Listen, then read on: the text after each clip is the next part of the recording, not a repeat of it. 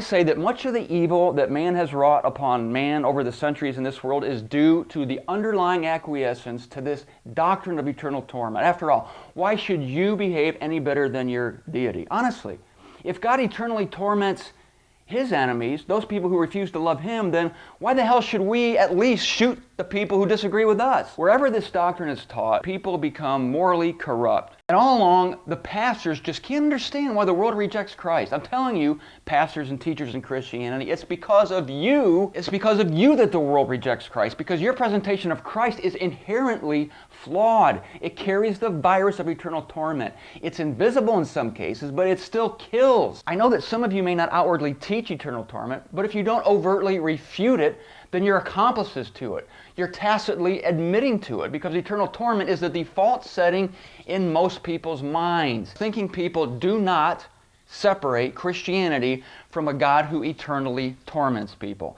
That's your virus, clergymeister. And until you get rid of that virus, you are doomed. You're never going to get your message out. You might say, oh, well, we've stricken the doctrine of eternal torment from our statement of faith. Now you're even worse hypocrites because you're trying to hide it. You're even worse hypocrites because you're embarrassed of it. If you believe it, you have to teach it overtly. What could be more important to know than what must I do to keep from being eternally tormented by the Torturemeister God? You're embarrassed of the old man behind the curtain, but you won't study it because you're afraid to confront what you must subconsciously know is a horrible hypocrisy. Eternal torment needs positively refuted, but since it's not, then my conclusion is that the most dangerous enemies of the cross, you, pastors and teachers in Christianity, are completely, and I mean completely oblivious of your major role in the decay of modern society. Collectively, you are the unwitting heads of an evil empire.